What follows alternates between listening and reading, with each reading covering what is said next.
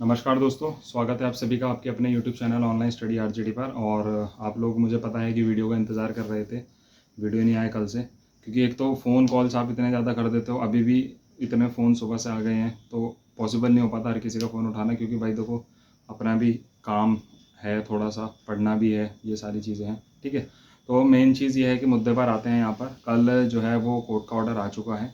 ठीक है, और ऑर्डर आने के बाद जो है वो अलग अलग प्रकार की चीज़ें जो है वो आपको बताई जा रही होंगी। हर कोई अपने हिसाब से तर्क दे रहा है कि ऐसा हो गया है, वैसा हो गया है, ये हो गया है, वो हो गया है, कितनों किसको मौका मिल रहा है, किसको नहीं मिल रहा है, क्या सारी चीज़ें हैं। वो सारे डाउट आप लोगों के आज की इस वीडियो में क्लियर हो जाएंगे। अभी थोड़ी देर में मैं आपको स्क्रीन पर ले चलूँगा अपनी ऑर्डर को पढ़ेंगे हम। ठीक है, और अभी तो ये एक सिर्फ छोटा सा वीडियो मैं बना रहा हूँ, वो इसलिए कि ताकि आप लोगों को ऑर्डर की थोड़ी सी यहाँ पे समझ आ जाए कि क्या है क्या नहीं है। उसके बाद फिर लाइव रख के रात को पॉसिबल हुआ तो, या जैसे भी होगा, फिर उसके बाद बात करेंगे। ठीक है, सबसे पहली चीज़ तो वीडियो को ज़्यादा से ज़्यादा शेयर कर देना अपने सभी साथियों तक, ताकि हर किसी को सही जानकारी जो है वो समय से पहुँच जाए और इसमें किसी प्रकार का कोई डाउट ना रहे उन लोगों को। ठीक है, आप देखो भाई, जब से आपका कल ऑर्डर आया उसके बाद मैंने ऑर्डर पढ़ा, मुझे लगा कि हो सकता है कि शायद कुछ चीज़ें मैं गलत पढ़ रहा हूँ, कुछ चीज़ें मैं सही पढ़ रहा हूँ। तो उसके बाद फिर मैंने वकील से यहाँ पर चर्चा की, उनसे बात की, रात को 2-3 बार मेरी बात हुई उनसे। उसके बाद भी फिर अभी सुबह भी बात हुई उनसे, और एक ही डिसीजन सामने लेकर के जो निकल कर के आया है वो यही आया है कि जो यहाँ पे लाभ मिल रहा है वो सिर्फ याचियों को लाभ मिल रहा है। ठीक है, अब मेरी इस चीज़ पर बहुत से लोग यहाँ पर आपत्ति उठा देंगे कि भाई कहाँ ऐसी चीज़ मेंशन है, कहाँ ये लिखा है कि लाभ याचियों को लाभ मिल रहा है। और एक पॉइंट इसके अंदर कुछ लोगों ने ये उठाया था कि 2019 का इसमें नाम नहीं है। वो सारी चीज़ें आप लोगों को बताने वाला हूँ। ठीक है, सबकी बातें आपने सुन ली, इसको भी थोड़ा सा सुन लो। जिसको ट्रस्ट करना होगा वो ट्रस्ट करेगा, जिसको ट्रस्ट नहीं करना है तो भाई देखो, मैं ज़बरदस्ती नहीं कर रहा हूँ, आप मेरी बात पर ट्रस्ट करो। आपको ट्रस्ट नहीं करना है तो आपको जो उचित लगे आप लोग वो कार्य कर सकते हो। ठीक है, तो अब जल्दी से स्क्रीन पे चलते हैं और मैं आप लोगों को ऑर्डर पढ़ के बताता हूँ क्या क्या है, क्या क्या नहीं है। और उसके बाद सारी फिर जो है आगे की बात रहेगी वो लाइव में करेंगे, और बाकी कमेंट के माध्यम से आप लोग अपनी राय देना। ठीक है, वकील से ये भी बात हुई है कि जो याची नहीं बना है उसके लिए क्या ऑप्शन है, तो वो सारी चीज़ें भी मेंशन की गई हैं ऑर्डर के अंदर। ठीक है, तो वो मैं आप लोगों को एक बारी समझाता हूँ और उसके बाद फिर हम आगे अपनी चर्चा करेंगे नेक्स्ट वीडियो में। ठीक है, तो दोस्तों देखिए, ये आप लोगों का ऑर्डर है जो आया है, और आप लोगों को इसमें एक चीज़ सबसे पहले यहाँ पर दिखाई दे रही होगी कि हर एक ऑर्डर में ये चीज़ लिखी हुई है, writ C number 9773 of 2023, Sakshi Singh and 77 others. ठीक है, ये वो मुख्य फाइल है जिसके बिहाफ में सभी के ऑर्डर हुए हैं, सारी चीज़ें हुई हैं। ठीक है, ये बात मैं इसलिए बता रहा हूँ कि जो लोगों ने पहले ये बोला है कि नहीं लीडिंग फाइल आपकी नहीं है, लीडिंग फाइल हमारी है, हमारी वजह से सबको चांस मिल रहा है, हमारी वजह से हो रहा है, हमारी वजह से वो हो रहा है, ऐसा कुछ नहीं है। ये इसका साक्ष्य है कि आप लोगों को ये चीज़ मिली है, और हर एक जो दूसरा केस है उसके अंदर ये चीज़ ज़रूर मेंशन होगी कि ये चीज़ें आपके लिए जो अलाउ हो रहा है वो इस वाली पिटीशन से अलाउ हो रहा है। ठीक है, अब इसके बाद इसके अंदर देखिए सारी चीज़ें दी हुई हैं कि कौन कौन सा केस कौन कौन से जुड़े हुए थे। जैसे पहले ये साक्षी सिंह, अनुभा मिश्रा, स्नेहा, और ये अलग अलग, कोई सिंगल था, कोई डबल था, कोई 10-12 बच्चे इकट्ठा होकर के किसी ने किया, तो इस तरीके से ये चीज़ें चली। ठीक है, अब यहाँ पर देखिए जो चीफ़ जस्टिस हैं क्षितिज शैलेंद्र जी, ठीक है, जो चीफ़ जस्टिस हैं क्षितिज शैलेंद्र जी, उन्होंने इसके अंदर ये ऑर्डर लिखवाया है जिसके अंदर लगभग यहाँ पे 25 से 26 पॉइंट है। सारी चीज़ें उन्होंने एक्सप्लेन की हैं। ठीक है, यहाँ पर इनको एक्सप्लेन करूँगा नहीं मैं इस समय पर, वो इसलिए क्योंकि इतना समय नहीं है। इसके अंदर कहानी दी हुई है, पूरी पूरी कहानी दी हुई है, तब से अब तक की जो चीज़ें घटित आप लोगों के साथ हुई हैं, जो चीज़ें यहाँ पर हुई हैं। डाउट आप लोगों का यहाँ पर किस चीज़ को लेकर के आ रहा है मैं बता देता हूँ। डाउट आप लोगों को आ रहा है इन लेटर्स को देख करके। ठीक है, कि ये लेटर है, ध्यान देना, 2021 का है, ध्यान देते रहो। ठीक है, 2021 का लेटर है ये, 11 तारीख का। ठीक है, 11 सितंबर 2021 का ये लेटर है। ठीक है, पढ़ूंगा नहीं मैं इसको, ये चलिए थोड़ा सा पढ़ देता हूँ। विषय क्या था इसका? डीएलएड बीटीसी में विभिन्न बैचों की परीक्षा में अनुत्तीर्ण अभ्यर्थियों द्वारा परिषद कार्यालय में उपलब्ध कराए गए प्रत्यावेदन के क्रमशः एक अंतिम अतिरिक्त अवसर प्रदान किए जाने के आर्थिक के प्रथम सेमेस्टर की परीक्षा में सम्मिलित कराए जाने के संबंध में। ठीक है, इसके अंदर यहाँ पे क्या लिखा है कि ऐसे अभ्यर्थी जो किसी सेमेस्टर के एक विषय में 3 बार अनुत्तीर्ण है तथा उनके द्वारा शेष अन्य सेमेस्टर उत्तीर्ण कर लिए गए हैं, उनको एक अंतिम अवसर प्रदान किया जाता है। ठीक है, ये चीज़ ही तो सर्कुलेट हो रही है कल से। ठीक है, और एक चीज़ इसमें क्या सर्कुलेट हुई है कि 2019 इसमें कहीं मेंशन नहीं किया गया। अरे भाई, उसमें ये चीज़ तो देख लो कि वो लेटर कब का है, 2021 का लेटर है वो, उसको कॉपी पेस्ट किया गया है इसके अंदर ऑर्डर के अंदर। ये भी चीफ जस्टिस सर ने कराया है। क्योंकि जब हमने केस करते हुए ये लेटर वहाँ प्रोवाइड कराया था, इसी आधार पे तो आप लोग केस जीते हो, जो पिटिशनर हैं इसी आधार पे तो केस जीते हैं। ये वो लेटर है, ठीक है। अगला भी दिखा देता हूँ यहाँ पर आप लोगों को मैं। अब अगला यहाँ पर आप लोग कह रहे होंगे कि यहाँ तो 2023 मेंशन हो रखा है, ठीक है। यही आप लोग सोच रहे होंगे कि यहाँ पर तो 2023 मेंशन हो रखा है। तो भाई आप लोग इसमें एक चीज़ भी तो सोचो, 2023 मेंशन हुआ है, ठीक है, 2023 मेंशन हुआ है, पर उन लोगों के लिए हुआ है जो इसके अंदर याची हैं, जो इसके अंदर याची बने हुए हैं, ये लेटर उनके लिए है।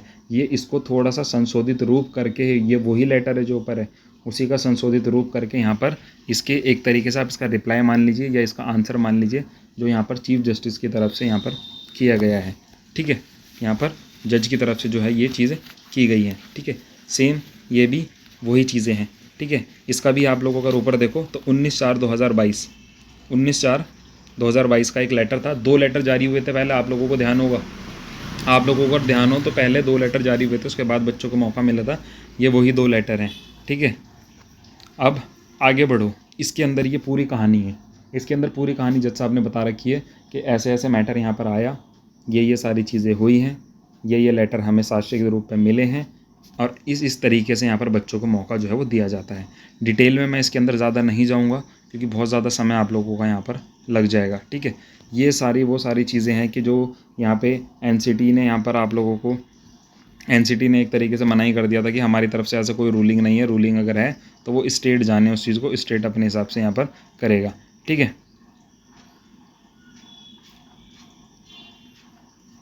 एक मिनट, यहाँ पे आप लोग एक पॉइंट और देख सकते हैं कि यहाँ पे लिखा हुआ है कि official memorandum circular was the issued on the 19/4/2022, जो आप लोगों ने अभी ऊपर देखा। इस filing of the representation of the concern, no delay is the found of the part of the petitioner, ठीक है, particularly in the view of the fact of the BTC 2 year course, ठीक है। तो ये वो वाली बात हो रही है 11/9/2021 का, जो ऊपर यहाँ पे लेटर आप लोगों को दिखाई दिया है, उसकी बात यहाँ पर हुई है। ये वही सारी कहानी है जो वहाँ पर चली है, ठीक है। अब आप लोगों के लिए मेन चीज़ें यहाँ पर जाननी जो है वो बहुत ज़्यादा ज़रूरी है, वो क्या है अब आप लोग यहाँ पे देखते चलिए, ठीक है। यहाँ तक तो ये लास्ट वाली जो जिस दिन बहस हुई, यहाँ तक का वो मैटर था जिसके अंदर यहाँ पर ये हवाला दिया गया था कि 2018 बैच तक को तो मौका इसलिए दिया गया है क्योंकि कोरोना था उस समय पर। भाई कोरोना था तो कोरोना को आपने मेंशन क्यों नहीं करा आपने उसमें, ये बात जज साहब ने कही थी कि कोरोना था तो आप कुछ लगाते, उसके लिए रिजॉइंडर में लगाते वो सारी चीज़ें। और दूसरी बात 19 बैच के लिए भी तो कोरोना था क्या, 19 बैच के लिए कोरोना नहीं था, 19 बैच पूरा कोरोना में निकल गया है, ठीक है। तो एक चीज़ तो दिमाग से ये निकाल दो कि ऊपर लेटर में 2019 बैच नहीं है, वो इसलिए नहीं है क्योंकि वो लेटर पुराना है, वो अब का कोई लेटर नहीं है, वो पुराने लेटर है, तारीखों पे ध्यान दिया करो। दूसरी बात, ये पॉइंट क्या लिखा है 2024 वाला, इस पॉइंट को पढ़ो। In view of above all the writ petitioner succeed and are allowed, writ petitioner are allowed मतलब समझ रहे होंगे, रिट पिटिशनर जो हैं वो अलाउ कर रहे हैं, ठीक है। A writ mandamus is issued of the respondent to provide additional chance of the petitioner appear in the paper in which the petitioner are failed in the DLED। Appear किया जाता है उन बच्चों को जो कि फेल हैं किसमें, BTC में, इसमें, ठीक है। दूसरी बात, पहले यहाँ पे देखो पिटिशनर्स का नाम पहले ही आ गया है यहाँ पे, कैसे आप लोग कह रहे हो कि यहाँ पर सबको मौका दिया जा रहा है, मुझे ये चीज़ समझ नहीं आ रही है, ठीक है। और हो सकता है चलो मेरी बात गलत हो तो आप लोग इस चीज़ को लेकर के बैठे रहिएगा, कोई ज़ोर ज़बरदस्ती नहीं है किसी के साथ, ठीक है। हम ये नहीं कह रहे हैं कि हम लोग याची बना रहे हैं, ये कर रहे हैं, आप लोग बनो, आपकी मर्ज़ी है, आपको जो करना है करिए। हमने जिनकी जिम्मेदारी ली थी हम उस चीज़ को पूरा किया है हमने, बस उसके अलावा हमारा कोई आगे कोई और उद्देश्य नहीं है। बट आप लोग भ्रमित ना हो करके एक सही सलाह और सही चीज़ डिसाइड अपने हिसाब से आप लोग करिएगा, ठीक है। इसके अंदर यहाँ पर लिखा गया है कि in the view of the last argument advance of the behalf of the state it is provide the present judgment and the order shall not be treated as the binding precedent in the relation to those writ petitioner will shall be the filled after date is the decision of the all argument। इसका मतलब ये होता है कि इनकी तरफ से ये कहना था कि अब अगर इसके बाद कोई भी रिट पिटिशनर आता है, देखो आप लोगों के लिए काम की बात बता रहा हूँ, जो लोग अब सोचेंगे ना याची बनने के लिए, उन लोगों के लिए काम की बात बता रहा हूँ। अब इस पॉइंट के अंदर ये चीज़ कही गई है, चाहे किसी भी वकील से, किसी भी इंग्लिश के टीचर से, किसी से भी पढ़वा लेना, वो भी यही बात बताएगा। इसके अंदर ये चीज़ अलाउ की गई है कि अगर आप लोग दोबारा याची बन के आते हो और कोर्ट से याचिका दायर करके और आप लोग रिक्वेस्ट करते हो कि आप लोगों को भी मौका दिया जाए, और अगर उसमें अंदर कोई कमी पाई जाती है या कुछ भी पाया जाता है तो उसमें SCRT दखल अंदाजी करके आप वो अलाउ नहीं भी हो सकता है, ठीक ठीक है। ज़रूरी नहीं है कि वो अलाउ हो ही जाए आप लोगों का, क्योंकि नए सिरे से दोबारा से केस सुना जाएगा आप लोगों का। ये नहीं कि आप लोग गए और आप लोगों के लिए यही ऑर्डर इम्प्लीमेंट कर दिया जाए, यही ऑर्डर आप लोगों के लिए लगा दिया जाए, ऐसा नहीं होगा। प्रॉपर उसमें बहस होगी, प्रॉपर सुना जाएगा। अगर जज को लगता है कि हाँ सही है तो जज फिर इसी ऑर्डर को उसमें भी लगा देंगे, और लगता है कि कहीं कोई कमी है या कोई दिक्कत है तो वो उस ऑर्डर को उसके लिए मान्य नहीं होगा। इस चीज़ का आप लोग याची बनने से पहले ज़रूर ध्यान रखिएगा, ठीक है। Shall remain open for the state in so far of the factual background of the such petitioner would reflected, ठीक है। क्योंकि इसके पीछे कारण ये भी हो सकता है, क्योंकि यहाँ पर जज डबल एजी ने कहा था कि पुराने 13, 14, 15 बैच के बच्चे भी आ सकते हैं, ठीक है।